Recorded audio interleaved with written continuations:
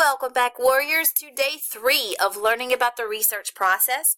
Today we are going to focus on how to use your information that you collect in the research process. So what I'm going to ask you to do is to make sure that you have this notes sheet. If you do not have this note sheet, please get it from the sub. Some people are going to have it filled in. Others are going to have a completely blank sheet. If yours is filled in, I expect to see highlighting marks on it where you highlight the key information, so you'll be ready for Thursday's quiz. And it's also a good idea if you are writing it in as you go to still highlight this key information, so that way it's going to be easy to find. So I'm going to ask you right now, if you don't have this sheet, please go get it from the sub. And if you need a highlighter, please do so. Pause the video if you need right now. For the rest of us, let's take a look at where we are in the steps in the research process. Now, we've learned so far that there are 8 basic steps in the research process, but let's just kind of break them down again. First, we need to choose a topic. It's going to be about a 1 or 2 word general topic. From there, we are going to start to generate a list of questions and inquiries about our topic. So what that means is, what makes it interesting? What are some ways of looking at it? What's some information that we want to know about our topic? So once we write down a general big list of questions, we're going to narrow down those inquiries to just what we want to address within our research. Yesterday, we reached step 4, where we began to read over information to make sure it's credible. We talked about the different types of information that we can use, from print to electronic to interviews. We talked about how to determine if it's reliable with the print sources. There are questions to ask from, is the author reliable? What are their credentials? How did they get their information? To interviews, how reliable is this person we're interviewing? And then with electronic sources, we used, I'm going to say it, the CRAP test. And in doing that, you guys were supposed to break down some websites based on currency, reliability, authority, and their purpose and point of view. So today we're going to be somewhere between step 4 and step 5. So we are at the point where we would be gathering information. So how do we, once we've determined that it's credible, how do we cite this information within our writing? That's what we're going to talk about today. You're going to see this graphic in just a moment within your notes. And the way that it works is sometimes it's easier to remember things if you see them in pictures. So you have this picture here, and you're going to see it on your information in just a moment. And I expect you to write above it exactly what these things kind of mean to you. You see some quotation marks, you see somebody sifting through, and then you see basically a replica of the thing that is at the bottom. We're going to talk about what all of that means, but you're just going to write in the answers right above it whenever we get to it. So get ready to learn how to use your information. There are 3 ways that we're going to talk about doing that, and they're all 3 very important, very different, and it's important for you to know the differences. We have direct quotes, where you can see the author is credited, and then you use quotation marks. Sometimes ellipses are used if you want to leave out information, but some key points of direct quotes are that the author is attributed, and then you have quotation marks. Then you have paraphrasing, and paraphrasing is where you still credit the author, but you also take the information and you put it in your own words. You keep it as closely to the original as possible, but you're just kind of rewording it in a different way. And part of that process is just finding synonyms that you're basically saying the same thing. And then you have summarizing, and summarizing is where you take pretty much like a passage or even the whole body of work with which you are generating your research, and you are just getting out the main ideas, just what is the author saying overall. So you can kind of see the differences here as you look over these 3. You have quotation marks. You're putting it in your own words. You can see that the word order is even changed somewhat, and this is just a summary of the main ideas. So here is your graphic to kind of see the differences in the 3. With direct quotes, you're always using quotation marks. With summarizing, you are just sifting through to get the main ideas. And with paraphrasing, you're basically just replicating the same ideas. You're just putting it into your own words. So let's go ahead and take a look at our notes. You can read over here, why do we even do this? It's basically just to support your work. All of these come together to expand the breadth and depth of your writing. So in looking at direct quotes, you're going to see that you have a couple of fill in the blanks. It says direct quotes are the exact words of someone else woven into your writing. So whether it is a quote that is from a writing piece or a speech, direct quotes just help to spice up what we're writing about. It helps us to provide examples that strengthen a thought or idea, and it's a lot like text-dependent analysis, where we're directly pulling out the text, using the text to support our work. There are different ways that we can do this. By just using part of a quote, we can use an entire quote, or we can even use an entire passage if we want to do that. The only thing we have to do is to make sure that we credit the author and that we use those quotation marks, which is basically what this is telling us. Now, what are the ways that we can do this? And this is what, if you look at your notes sheet with the box with how can we credit the author, or what are ways that I can credit the author, this is how we do it. First of all, what's in red you're always going to do. You're always going to do, when you use direct quotes, to use the author's exact words. Make sure you use quotation marks, and somehow you're going to tell where you found it. So you're going to see with research, we can either do that at the end with in-text citations, or you do that in your writing, and then you just have to only put a couple of things at the end. So typically, whenever we did the biography project, you put the author's name and the page number at the end with in-text citations, but you can also use the author's name within the writing and then just put the page number at the end. And you can see here there are also examples of where you put the page number, paragraph number, all of that within your text. So we're going to get to those specifics later, but I want to show you that you always have to use quotation marks, you always have to connect it to the author, and you always have to use the author's exact words. So if it were me, what I would write in the box is just to put according to the text. I think that this one is solid. It's probably what you're going to use the most, and it's also the shortest one that you can write. So you have two examples of how you can do this. It all just really depends on the information that you need. One that uses ellipses here that eliminates some information, and then one that has the entire quote. You're going to see in both examples the author is credited, and then we're pulling out direct quotes. All of these words match up letter for letter, except there's a part of it taken out with the ellipsis, and it still has the exact same meaning. So it all just depends on the information that you need for your project.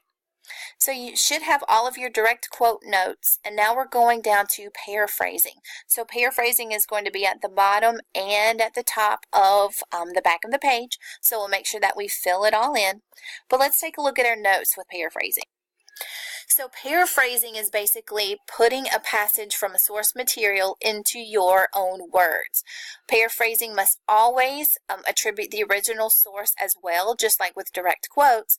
But there is a difference. You do not use quotation marks for paraphrasing. Paraphrasing is usually shorter than the original material because you're taking somewhat of a broader segment of the source and you're condensing it slightly. It's almost like you're kind of mushing it together with all the information and just getting what you need to say. So there's a certain process that you go through with paraphrasing, just 4 basic R's that you need to consider whenever you paraphrase. So this is what you'll be filling in the blanks if you'll just take a look. First of all, the first R says to reword. Whenever you're paraphrasing, you need to reword the contents of the passage that's in question.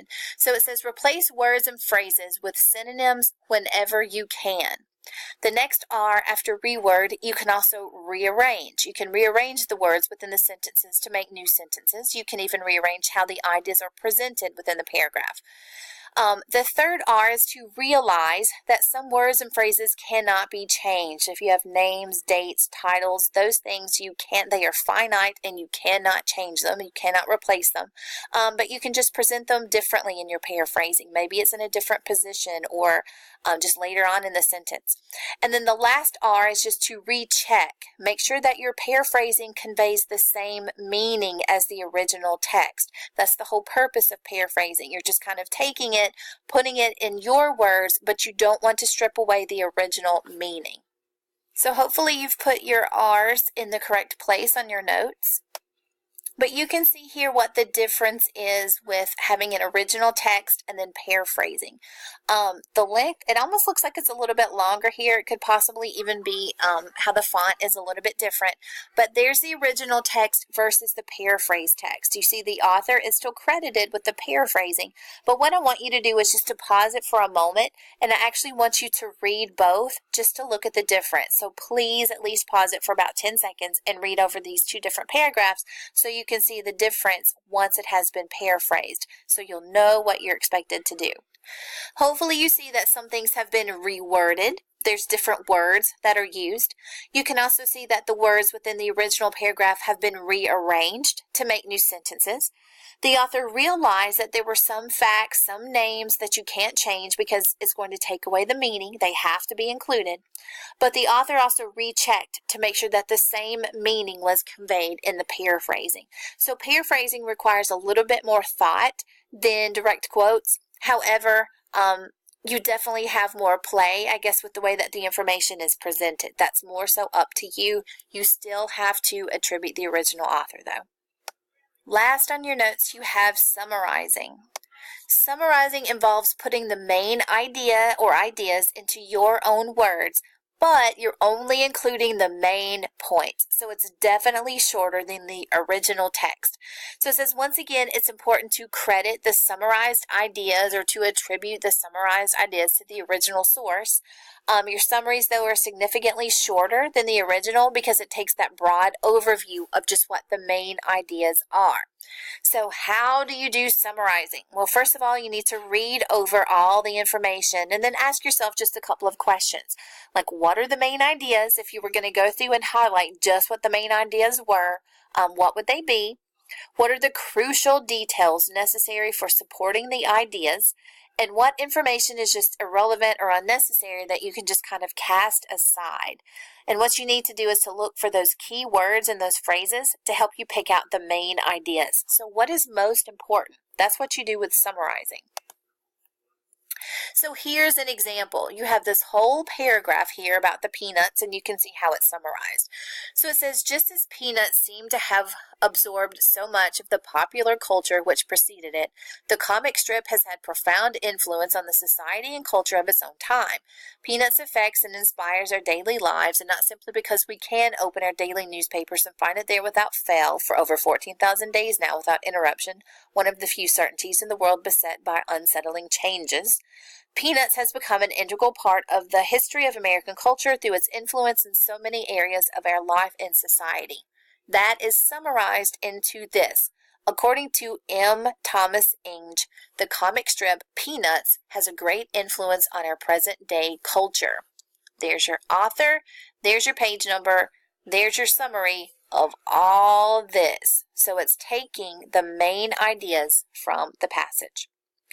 So what I want you to do in just a moment, you're going to click on this document and you're going to see what paraphrasing, summarizing, and direct quotes looks like. You have something I want you to read. Yes, it's a little bit lengthy. Don't roll your eyes. Don't get aggravated just yet. But the purpose is so you can see an example of what it looks like when it's summarized, an example of paraphrasing, and then an example of direct quotes. So please take the time to look at that because these are skills you're going to have to do tomorrow. But luckily for you today, all that you have to do is just read over some information and then create a graphic organizer for me. So you're going to open up your own copy of this information. You're welcome to bypass all of the notes, although you may want to go back and take a look. But you're going to have a couple of just graphics and tables to look at. So you're going to see how quoting, paraphrasing, and summarizing stack up against one another here. You're going to take a look at how they stack up against one another here. And even one more that compares and contrasts quotes, paraphrasing, and summarizing. But what you're going to end up doing is completing a Venn diagram for me to show these similarities, differences, and such in quoting, paraphrasing, and summarizing. So what you're going to see right here is that you're going to have a Venn diagram that compares and contrasts three things. One of these you're just going to put quoting, summarizing, and paraphrasing. So you're going to tell what these two have in common here, what these two have in common here, and what these two have in common here. And so anytime that you see those commonalities or those middle grounds, like right here, this is where all three of them intersect. So you just have to think about what these things have in common. If you even wanted to get some colored pencils and just kind of color code the different colors so that way you're going to know what intersects where, that may make it easily.